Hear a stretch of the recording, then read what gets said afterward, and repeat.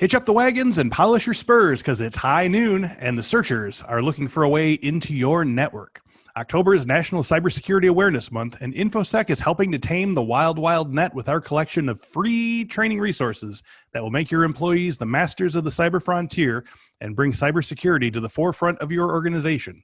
Go to infosecinstitute.com/NCSAM2020 to download our free toolkit containing a stagecoach full of provisions to run month-long security awareness campaign, including posters, infographics, newsletters, email templates, presentations, and more. Grab Cybersecurity Awareness Month by the horns with this wild bunch of free material from our award-winning LX Labs team.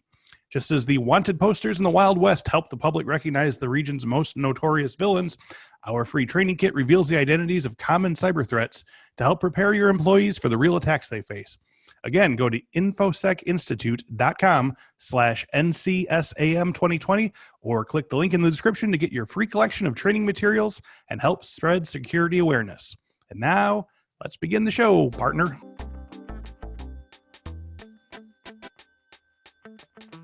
Welcome to this week's episode of the Cyberwork with Infosec podcast. Each week, I sit down with a different industry thought leader and we discuss the latest cybersecurity trends, how those trends are affecting the work of Infosec professionals, while offering tips for those trying to break in or move up the ladder in the cybersecurity industry. Christine Izuakor is a Houston native, born of two parents who immigrated to America from Nigeria to pursue higher education. Starting from humble beginnings, Christine has always been motivated to maximize on the opportunities her parents and community created for her. In 2013, despite discouragement and limited role models, Christine decided to pursue a Ph.D. in security engineering at the University of Colorado. I was told I was too young, too inexperienced, and too naive to contribute anything to my industry at age 23, she said. Nevertheless, Dr. Izuakor completed the program at 27 years old, making her the youngest student and first African-American woman to do so. Her research contributions were published in numerous international journals, and she was presented in international conferences from South Korea to Rome, Italy. During this entire journey, Dr. Izuakor also maintained a full-time job within the cybersecurity team of a Fortune 100 company. Her rapid growth within the technology industry landed her a spot on Crane Chicago Business's Tech 50 list, a roster of influences and names to know in the Chicago technology scene. She's also featured in the Crane's 20 in their 20s list. Prior to this, Christine earned a bachelor's degree in business administration. She earned a master's degree in information security systems from the University of Houston, while simultaneously completing a year-long internship on the information security team at United Airlines. Soon after, she went on to earn the highly sought-after CISSP and the CISM certs, two certs that we're quite passionate about here at Infosec. Christine is passionate about influencing workplace culture, and in 2015 co-founded Gen Trend, a millennial business resource group. As the former vice president of the organization, she was a driving force in the development and execution of a critical strategy to engage and retain the next generation of aviation employees and customers. Dr. Izuakor is also active in the diversity and inclusion community. She served a 2-year term as the head editor of the Illinois Diversity Council editorial board and a member of the National Diversity Council newsletter committee. Additionally, she is dedicated to helping close the opportunity divide that challenge people face around the world. She has launched numerous scholarships and fellowship programs in support of cultivating cyber talent. Most recently, in 2020, Dr. Christine Izuakor shook up the industry with her departure from the corporate arena, coupled with the launch of her new cybersecurity startup, Cyberpopup. That's cyberpopup.com, an on-demand cybersecurity service platform powered by vetted freelancers. An avid world traveler, Dr. Izuakor has been to over 30 countries in the last few years and enjoys learning about various cultures. She enjoys museums, shopping, dining, and spending time with her family and friends in Houston, though she is now based in Chicago. When asked about her personal mission, she shared, "I am dedicated to reaching my full potential with hope that as I share the journey, I inspire and encourage those around me to do the same." Dr. Izuakor, welcome to Cyberwork today. Oh, you're muted. Sorry. Thank you so much for having me. I feel like that's such an in-depth rundown on my entire life. So you know everything about me now. You have a fascinating history, and I wanted to make sure we got all of it in there so people know how cool it is that we got you here. So thank you. Thanks. So obviously, as I said, you had an amazing and fascinating story, and I have a million questions, of course, but I want to start at the beginning. So what was the lure of tech and specifically security at an early age? Your bio noted that your parents immigrated to the United States to pursue higher education. So I assume that clearly education and advanced knowledge was very important growing up, but what was it specifically about security and tech that drew you in? Yeah, absolutely. So education was definitely a huge part of it. I think even taking it a step further, it was more so just, my parents always drove me to just be the absolute best that I could be, but then also be the absolute best, like in whatever industry or vertical I decided to go into. And so initially, like I thought I would build a career in the medical industry. Wasn't looking at tech at all. Okay. That's what my, culture and family kind of expected of me. Oh, really? Yeah, and so I was trying to be an eye doctor, Oh. and started going to school for that. Failed miserably at it. It was absolutely not for me. Okay. Kudos to all of the eye doctors out there. But yeah, it was during that time that I kind of started to explore and just take random classes and try to figure out what other options are out there. Still wasn't intentionally looking for cybersecurity or tech. But I happened to take this cybersecurity class, and we had a very distinct assignment that I never forget around encryption, and trying to basically reverse engineer this encryption code. And I'll never forget that assignment, because I just had so much fun doing it. Like it felt like a game. It felt like something that I would do whether I was getting paid to or not. And so when I realized that I could get paid to do something like that, I was like, oh yes, like this is for me. And so I started pursuing that in school. So yeah, well, do you remember? I mean, so it came sort of natural to you? I mean, there was obviously the excitement of like, this is a new thing that I'm learning here, but you were like, yes, I get this. I really get this. Yeah, and I think a huge part of it too is I just liked, especially as a kid, like I liked games a lot. I liked math, quite honestly. My mom always says I was a little mischievous, which I feel like is a good trait to have in the cybersecurity space. And so I feel like, yes, there was some, preparation that had to happen, but I feel like that natural kind of instinct and interest has always been there. Yeah, that's one sort of huge wing of cybersecurity is the sort of puzzle solving people who are into it because it's a cool sort of problem to solve that way. So clearly there was a snowball effect with your obsession with knowledge, and you went from business administration bachelor's to earning a master's in information security from the University of Houston while simultaneously completing a year-long internship in the information security team at United Airlines before beginning your Ph.D. at 23. You mentioned that you had, quote, discouragement and limited role models to pursue this academic and career direction. So how did you keep yourself inspired and focused to pursue this supremely difficult course of study? Yeah, I think there's a couple of things. One, I feel like I've always had this kind of like underdog syndrome, like whatever you want to call it. Like I've had a lot of doubt me. And so it's been something that I think has always pushed me to prove people wrong and want to do more. But I think the other piece, especially in the point that you mentioned on the discouragement or not having the role models. So I had to realize, especially in one, very specific conversation with someone I felt was a mentor who, basically, said, you're, too young to pursue this degree. There's not, much you can contribute at this point, and all of these kind of excuses and feedback that quite honestly I didn't agree with, but was very discouraging. Yeah. And so I had to, in that moment and moving forward, realize that that person didn't mean harm. Like, I think they were trying to give me advice or their perspective, but everybody's looking at the world from their, unique lens, right? And people project all the time, whether it's your mentors or your people you work with or on social media, there's a lot of projection going on, whether it's ill-intentioned or not. And so I had to get better at and more intentional about taking in all of the feedback and soaking it in, and also being able to separate, what is true for me versus what might be projection. And I think that helped me a lot in staying encouraged and, not letting some of those sort of naysayers or whatever you want to call them hold me back. But then I feel like the other piece from a role model standpoint is I essentially had to kind of create my own fictional role model. Your sort of idealized version. Mm-hmm. Yeah, exactly. So I had this imaginary role model where I picked all of these, strong traits and things from different people that I had seen and that I knew, and kind of use that to mold, like, this is who I want to be, and this is how I'm going to get there.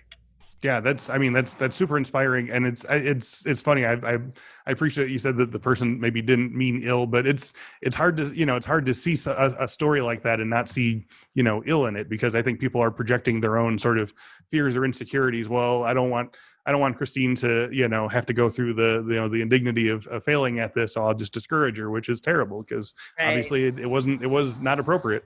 Yeah, exactly. So, for those of us who don't know about these sort of things, what does one study and learn about when pursuing, security engineering at the PhD level? So how much further up the ladder of study and creation is this from, say, a CISSP or a CISM cert? Yeah, sure. So essentially it's learning how to take a very complex cybersecurity problem or a security related problem in general. Okay. And break it down into something that is more tangible. And so it's a lot of, breaking a problem down into like, here's like the root cause and some of those components, and understanding it to a point where you can then build all of that back up into a true design and a solution in a system that solves it. And so I would say like that's at a high level what it is. I think the difference between that and let's say a certification is twofold. One, you're essentially in a PhD program creating something that doesn't exist, right? Versus learning what's the industry standard, which is what you do in a CISSP or a CISM. And so, yeah, it was really about like, this is something new that I'm creating. But then I think the second piece and difference is a CISM or a CISSP or certifications in general, you're getting a broad overview or introduction or however you want to call it into the cybersecurity industry, right? And so you learn about a lot of different domains, even if it's something more specific like an ethical hacking certification, for example, you're still learning about a ton of different elements and domains under that versus the way it's current then. Yeah, versus in the PhD program, it gets very specific. Like you start out, trying to understand like the broader landscape, right? But then you really focus in on like this little needle piece, and that's what you get really good at and try to solve for it. And I suppose you have to sort of decide for yourself to sort of like find a problem that you yourself are going to solve. Is that sort of right? Yes, exactly. Okay. So does the pursuit of a PhD in security engineering have business application, or does it mostly pertain to work in higher education? Like, a lot of PhD people, it's like, well, that just qualifies me to work as, a doctor or something like that. Are you creating new processes and methods of security sort of in a business sphere? Do you have a specific area of study within your PhD? Yeah, absolutely. So I think it definitely has business application for sure. I've used it in both ends because I've used it in work. I've taught cybersecurity classes, and so it's been twofold. But I'll first start by saying kind of what my focus was. So I was trying to solve the problem of identifying critical infrastructure assets at a national level. And so I basically did a ton of research to build this, it's called the like critical infrastructure identification system for the Department of Homeland Security. And so it's something that they could use to, survey and analyze different systems and figure out what's truly critical that we need to protect. Because at the end of the day, right, in security in general and cybersecurity, like you can't protect everything, right? You have to know like what are your most critical assets. And so I was trying to, and did, build a system to help get better at that. Now, where this applies in business is, twofold. One, the general concept of a PhD in security engineering, again, is understanding a very complex problem, breaking it down and building a system to solve it. You do that every day. Yeah. Right. And so I think just getting into that thought process and getting really good at that helped me build so many solutions and so many systems throughout my career that it made a huge difference. But then I feel like the other piece for me, at least in my personal experience, is I always thought that I would get the PhD and contribute this, new knowledge that I created, and it'd be great. And then later on down the road, after I had met all my career goals, I would go back and start teaching classes. I had no idea that I would teach classes, 1 year out of that program. But I did do that. And it's been like one of the most rewarding things just to be able to, again, share that insight and help develop the next generation of cybersecurity professionals. And so that's something that I wanted to do long term, but yeah, it happened and it applies. And so I feel like it's such a win on both ends. Yeah. So the stuff that you're creating now could well end up in certification knowledge bases in the future or whatever. Like this might be the way it's done going forward. So, Exactly. so tell me about Cyberpopup, the company that you founded in December 2019. What problems were you attempting to solve by creating this freelance platform, and how's it been going in its first 10 months of operation, especially considering that we're in the midst of a global pandemic?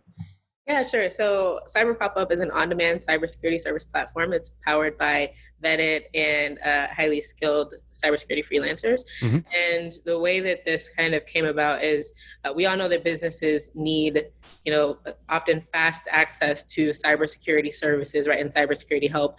But a lot of especially small and medium-sized businesses are left with either slow to ramp up and super expensive traditional consulting agencies, or if they are trying to go the freelancer route, they end up with sort of insecure or unvetted talent in some of the platforms that are out there today. And so we were seeing this huge demand without kind of this need being met. And so we bridge that gap by providing a freelancer experience that's still trustworthy and efficient and has the right infrastructure to enable that. But then at the same time, we care so much about increasing diversity and creating change in that space that as we build a freelancer base, we're able to do it with that in mind, right? And help tap into some of these resource pools and networks of people who have so much potential and so much, skill, such a strong skill set, and bring them into to do these projects too. And so it's been going well. We've gotten a ton of support and interest. There's been consistent growth, which is good. And so we're just looking forward to continuing on that momentum and growing. Nice. Now, where are you sort of like seeking out this talent pools and things like that? Are you looking at like colleges, or are you where do you start looking for stuff like this? Yeah. So in the early stage, it's been a lot of like me, I have a very strong cybersecurity, network in general too. And so in the early stages, it's me, making sure that I'm going out to the people that I truly, know and trust, right? And then I think the longer term vision, though, is to partner with organizations like universities, like nonprofits, like diversity focused cyber organizations, for example. There's so many different avenues there, and to partner with them to truly build stronger talent pipelines. That's a long term goal there. So cool. We'll definitely. That's great. That sounds awesome. So yeah, and is there a way if we see someone's listening to this and they're like, hey, I'm a freelance cyber person, I want to get involved with Cyberpopup, like where would they start trying to sort of make themselves known? Yeah, sure. So if you go to cyberpopup.com, there's a tab that says for freelancers. Okay. So there's an application there. I'm also always, I get a ton of messages, so it might take me a while, but I love to just, chat with people. So if people are interested, like you can always reach out to me on LinkedIn and things like that, and I'd be happy to talk more. Are there particular things in people's sort of resumes or backgrounds that you're especially looking for that sort of show, sort of proof of concept or proof of, like experience? Yeah. So there's different levels, right, based on the kind of project. Like I said, there's some where, we're planning to partner with universities, which is like earlier, skill sets versus there are projects where we are looking for people who are certified ethical hackers or people who, have a CISSP or, CISM or whatever those certifications are. So it really varies. But I would say like I'm personally very open-minded when it comes to cybersecurity. I care more about your ethics and your skill set and really being able to deliver than what is written on a piece of paper. Sure. So I think that's what really comes through. And in the application process for becoming a freelancer, like those are things that we also look for. So to that end, one of the things that we keep seesawing with and past guests on the show is people will say, who are hiring will say, oh, I'll hire anyone. They don't need to have a degree as long as they have the skills. If they have a certification, they have some proof that they've done it. But then you also get these sort of HR traps of, they basically, structure the want ad around must have, X number of years of education and things like that. Do you have any thoughts on that? I mean, obviously you've had a quite storied educational career, but are you fine with also hiring people who haven't done like the academic route and are just sort of like jumping right into it? Yeah, absolutely. I feel like people come into cybersecurity from different, backgrounds and skill sets, and I think that's part of the value in bringing people who have different perspectives right to the table. Is people approach problems very differently, and so I'm all for it. I feel like there's a huge disconnect, in my opinion, still between what the reality of the cybersecurity industry is and what I think HR teams and the people responsible for hiring put out there, right? Because it's like if every job requires 10, 15 years of experience, then you're absolutely not going to fill your jobs, right? And then it becomes the question of like, is this really realistic? Like I still remember the day I joke around about this all the time, but the day that I think it was, so if GDPR went live in, what was it, 2016 or 2018? 2018, yeah. Okay, so 2018. And so I saw this posting that said like you had to have like 10 years of experience like implementing GDPR and all, and I'm like it's some time travel business right there. Right, exactly. It's like if you have any applications and anybody's saying they have that, like they're lying. Oh yeah. That's actually the lie detector test right there. Oh yeah, 10 years for sure. Yeah. So yeah, I think it's definitely there's definitely a disconnect there, and I feel like I'm very open to, again, like paying attention to what somebody can actually do. Versus a lot of those stringent requirements that are out there that, quite honestly, I feel like that thought process is a little bit antiquated. Yeah, and also having this sort of freelance model is good too, because it's that other great conundrum of like, how do I get experience until I have my first job? But if you're like straight out of school and you've got the skills and you got the you can do some freelancing, and then you've got something to show on your resume until so-and-so comes knocking. So what are some of the bigger issues that you see facing the cybersecurity in this particular point in time? Are there any like sweeping changes or improvements, either based on your research or just on your experience, that you'd like to see happen across the industry? I feel like the biggest one to me right now, and I might sound like a broken record, but it's definitely diversity. I think that there's like, if we look at like who hackers are, right, or who we're trying to really defend against, malicious hackers, at least I know there's good ones, but if we look at that, like these people come from all around the world, right, and so many different backgrounds, right, and so if we have this kind of one-sided view, then there's no way that we could ever begin to imagine like the amount of breadth that these people have when it comes to their creativity and how they approach some of their attacks. And so I feel like having that diverse perspective is so important. And I think that as an industry, we have such a long way to go, right? Like there's been some improvement, of course. Like I still remember when I first got into the industry 10 years ago, I could count the number of women that I knew in the industry versus like today, I think the number is probably around like 20%, women or so. And so I feel like that's such a huge improvement. Totally. But I think from every angle, be it, ethnicity, be it your level of, post-secondary education, like whatever it is, I feel like there's so many different elements of diversity that we need to really focus on bringing all of those ideas to the table in order to come up with more creative and new ways to address some of these attacks and threats. Right. Absolutely. Yeah. I mean, when at the start of the show, you said that, you like the reverse engineering cryptography because it was sort of a puzzle to be solved. But the thing that's so interesting about cybersecurity is that there's not one solution, it's a path to get there. And the best way to get to the path is to see like all of the different possible routes. And the best way to do that is to get lots and lots of different sort of perspectives. Like you say, more women, more, minority candidates, and more people with disabilities and things like that. It allows you to sort of fundamentally change like how you see the problem even. Yep, I agree. Yeah. So what can we in the cybersecurity field do to make careers like this more accessible or interesting to women, and especially women of color? And I guess conversely, how are we going to make the cybersecurity industry understand that more women and more minority cybersecurity professionals ultimately makes the entire industry stronger? You were saying that it's a problem solving thing, but it's not necessarily been maybe noted across the board with everybody yet. Right. Yeah. So I think, and this, ties in to what I was saying before, that there's no question that diversity makes business better. Like there's so many, reports, there's so many statistics and all of that. And it definitely applies to the cybersecurity industry, right? We can't keep approaching these problems with the same view, we'll get nowhere, right? Or the gap will just continue to grow.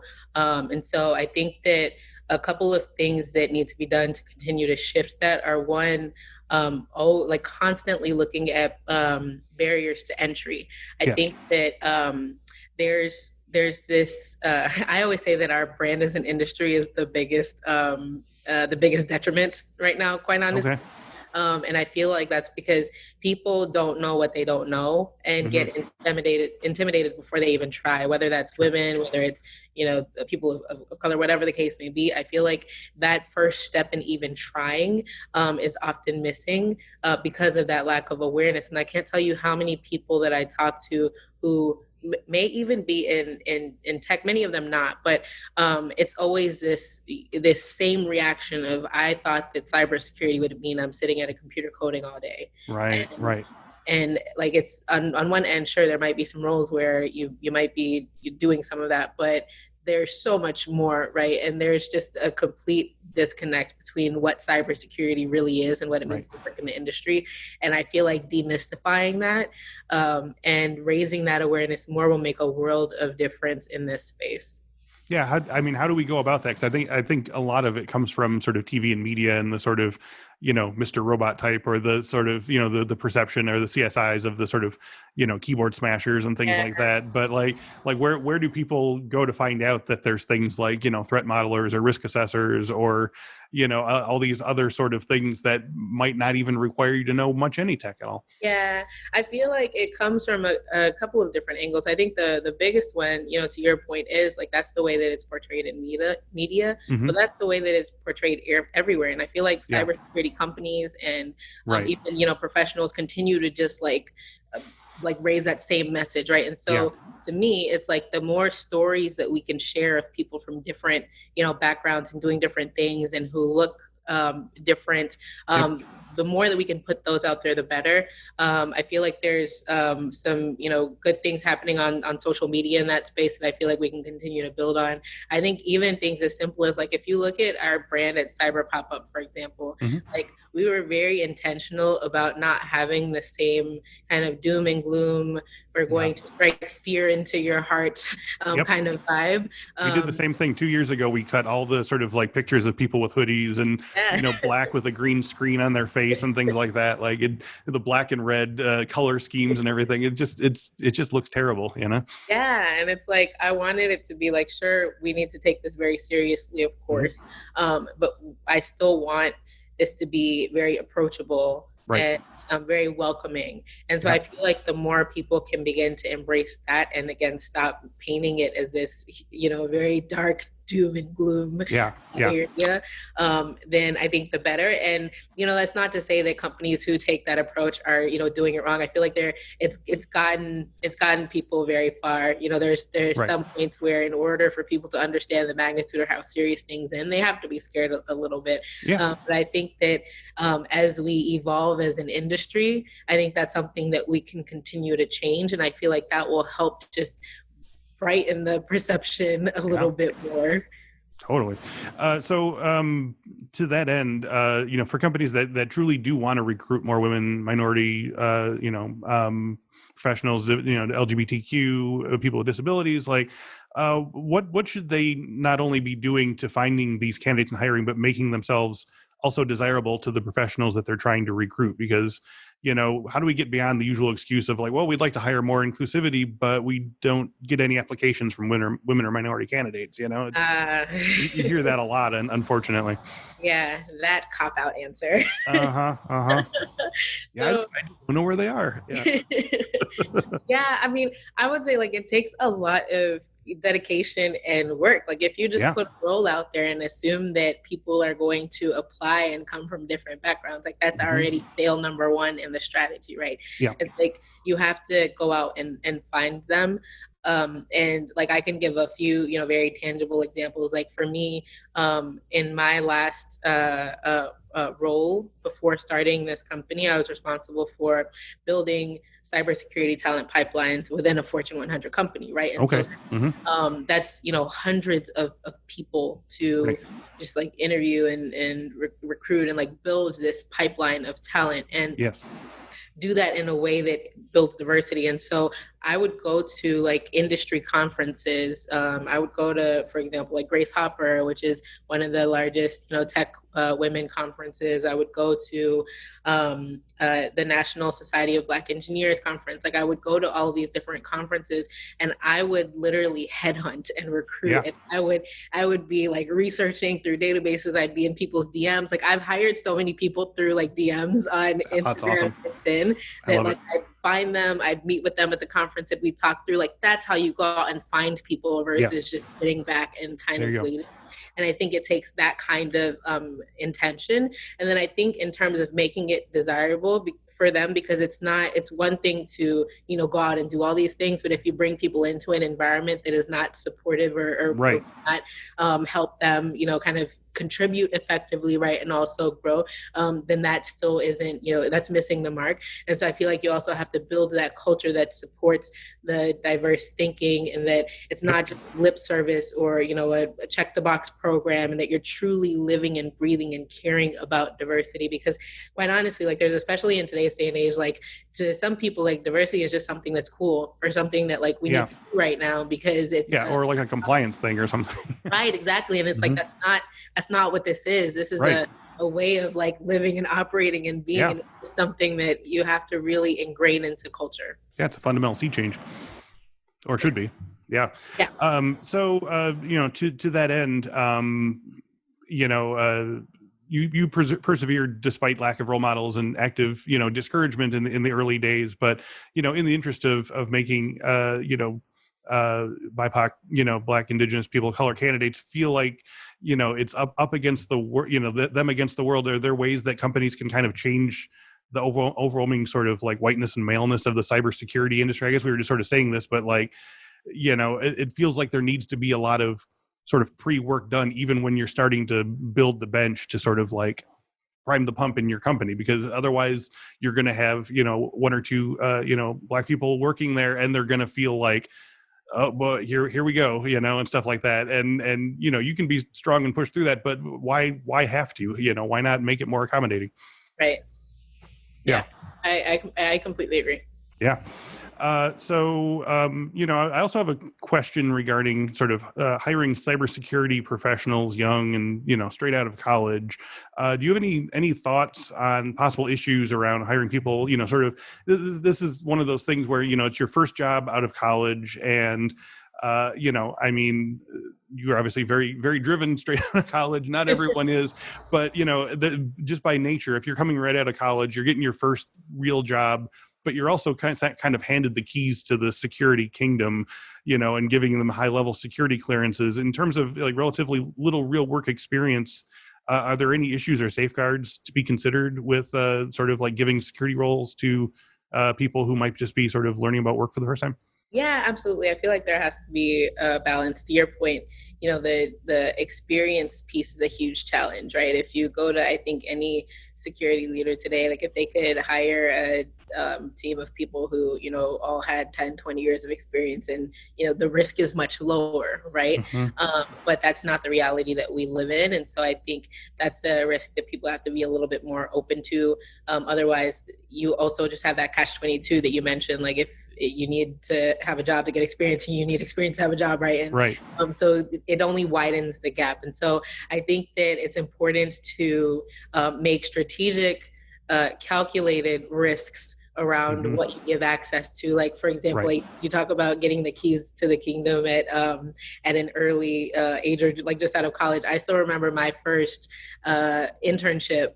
I was still in grad school pursuing my master's in information system security, but I was also helping lead the rollout and management of a new data loss prevention system. And so that means that I had access to all kinds of, like, any sensitive data that was leaving our network. I had access to it. I could see it. I could reach out to those people and try to train and teach them, or first investigate and see what was going on. But oftentimes it was really training and teaching them, hey, don't send this information, and so on. And so I say that to say they really trusted me, right? Yeah.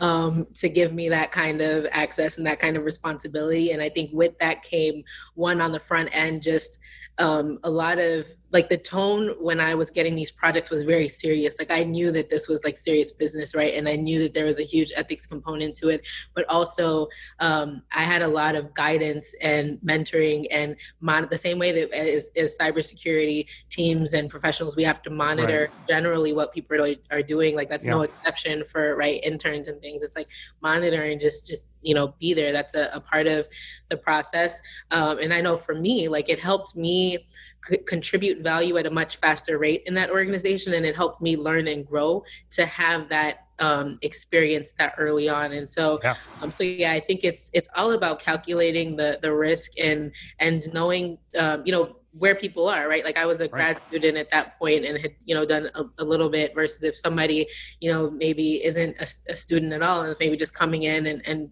trying to get their feet wet initially, you might not want to give them that level of access. Maybe dip a toe in first, and so you have to make those decisions. And I feel like the biggest thing, whether it's early in your career or not in cybersecurity, is really like vetting and hiring good ethical people, right? It doesn't matter what level you're on. If you don't have that element, then you can do a lot of damage in this industry, right? Right, for sure.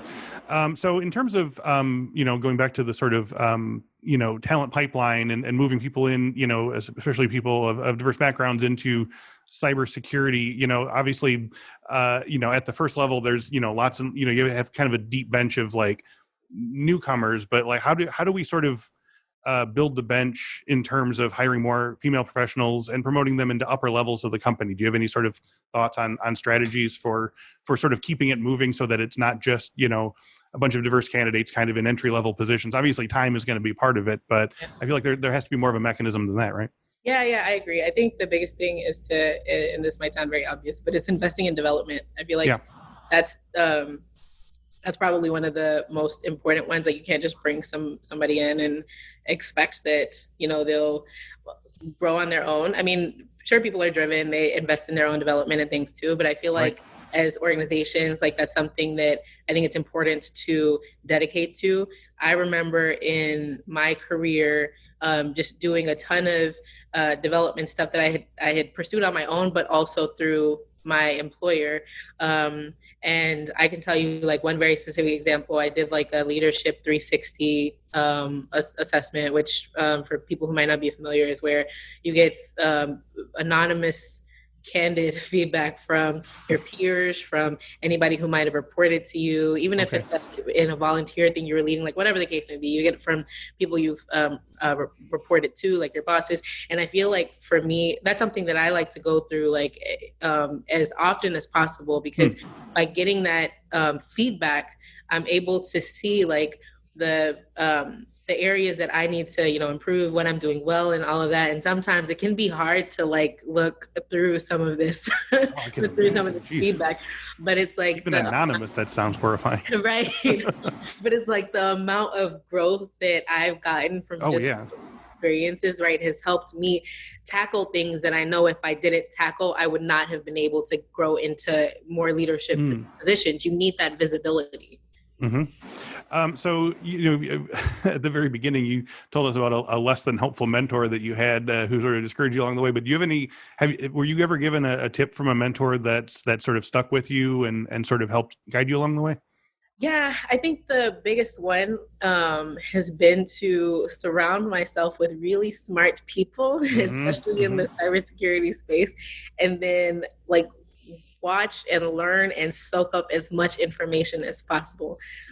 That's been the best advice that I've gotten. And I've done that both in terms of just people that I interact with in person, but also, researching online kind of what people have done in the past that they took, like learning, like I learn as much as I can from other people's journeys and from what they've done. And I think that's also very important to do, no matter how early or far in your career you are, right? There's always something you can learn from other people. And so I feel like today that's something that still sticks out to me. So being you're sort of our podcast's mentor to all the listeners here, do you have any advice for especially sort of women and people of color looking to enter the industry? Anything that you would specifically say today to them? Yeah, I would say The biggest thing for me is being the absolute best that you can be. Like I always say, be so good that people can't ignore you. Right. I feel like performance speaks louder than anything. And so I think that the more you can, hone your skills and the more you can, learn as much as possible and make yourself invaluable, the better. And then I feel like the other piece is to network like crazy. Yeah. Because I feel like it's sure, knowing your stuff really well is great. But if you can't even get the interview or can't even get the introduction or for whatever reason, then it might not be as impactful. And so I feel like it's the combination of those two things that is really the secret sauce to growing in your career. Nice. So as we wrap up today, we talked about Cyberpopup a bit in the front, but what are some of your plans for the sort of near and far future? Where do you see the platform going? Yeah, so our biggest focus right now is really on just delivering excellence and growing our customer base. I feel like there's so much opportunity for growth in this space. Like if you've seen, like there's so much data around like the demand for cybersecurity services, especially. Oh yeah. And so I feel like it's really just focusing on building in that space. The other piece is we're a bootstrapped tech company, and so and very intentional about that. And so you don't see many of those, especially a Black-owned tech business. And so there's a few challenges there, but we're funded solely on sales, right? And so that's again our biggest focus is ramping up in those areas. I would say one big project that we're working on that people can expect though is building the second version of our platform. So as a startup, we launched with an MVP or what people minimum viable product, and did that to really one get it out there, and then also start to grow with our customers, right? And really learn how this is being used and all of that. And so it's been great, and we've learned a ton. And I feel like we now have enough insight and enough data and enough information to build that next iteration. And so you'll probably start to hear some buzz around that early next year. Nice. That's something that we're definitely really excited about. Okay, so sort of speaking as the sort of head of Cyberpopup, sort of what can you sort of offer to, like, if there's any companies listening to this who are thinking of this? I guess also I want to sort of ask about, like, obviously the freelancers that you're providing aren't sort of replacing an existing IT department. So these are short-term assignments, right? These are sort of, so give me an example of that. You have like a specific problem that needs to be solved and you're a mom and pop business or something like that. Like what are some examples of things that you've done? Yeah, sure. So I'll give maybe two quick ones. One is probably the more, kind of time pressing one. We had a client who had recently failed an audit, or like done really, really poorly on a security audit, and really needed help to understand what they needed to prioritize, where the biggest risks were in that remediation process, and then getting some support to actually remediate. And so we had a freelancer complete that project for them. And again, to your point there, short-term projects. So anything that can be, some projects take, an hour or two if it's, something really quick. Some can, take up to a week. I would say the cutoff point is probably about a month. Okay.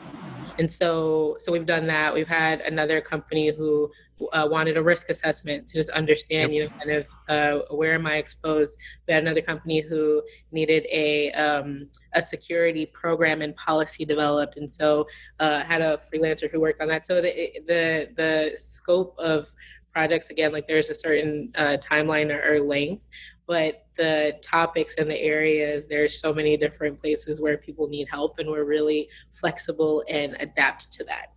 Cool. All right. So finally, if people want to know more about Christine Izuakor or Cyberpopup, where can they go online? Sure, of course. So Cyberpopup's website is cyberpopup.com. And if you go there, all of the social media links are included there as well. We're on Instagram, Facebook, LinkedIn, Twitter, all of that. And for me, my personal website is christineizuakor.com. And all of my social media platforms are on there too. I'm very active on social media. Cool. Okay. So yeah, feel free to check those out. Your one-stop shop. All right. Well, Dr. Christine Izuakor, thank you so much for coming on the show today. It was a real pleasure to talk to you. Thank you so much for having me. This has been an awesome conversation. I appreciate it. And I would also like to thank three-time Cyberwork guest and Infosec Resources author Susan Morrow for introducing the two of us. She's an old buddy of mine, and I'm so glad that we got to meet each other this way. Yeah, she's amazing.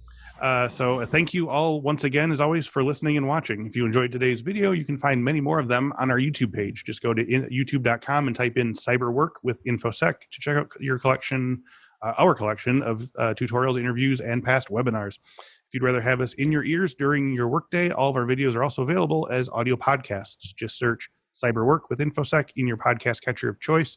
And if you're on one of the big podcast platforms like iTunes or Stitcher or whatever, we would love a 5-star rating and review if you don't mind. Every bit helps to get us put to the top of the cybersecurity podcast ecosystem. As mentioned in a video at the top of the show, we want to hear from you, our listeners, about what you want to see more of on the show. So if you can go to www.2, that's a www in the numeral 2.infosecinstitute.com/survey, you'll find a short set of questions taking about 5 minutes about your listening habits and interests. If you take the survey, you'll be eligible to win a $100 Amazon gift card. That's www.infosecinstitute.com/survey. Thank you once again to Dr. Christine Izuakor, and thank you all again for watching and listening. We will speak to you next week.